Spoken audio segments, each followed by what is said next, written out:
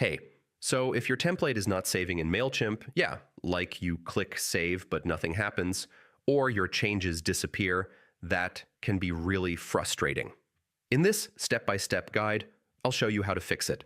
First, make sure your internet is stable. I mean, weak or unstable connection can stop saving changes.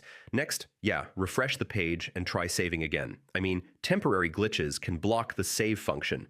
Now, make sure you're using a supported browser like Chrome or Firefox.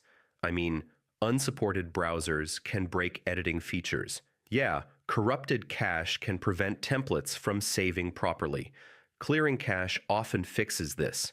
Now, extensions or ad blockers can interfere with saving changes. Try turning them off temporarily. Yeah, very large images or heavy content can cause saving errors. I mean, optimize or reduce file size.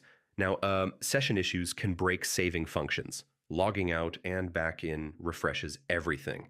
Yeah, incognito mode helps bypass cache and extension conflicts. I mean, this is a quick way to test the issue.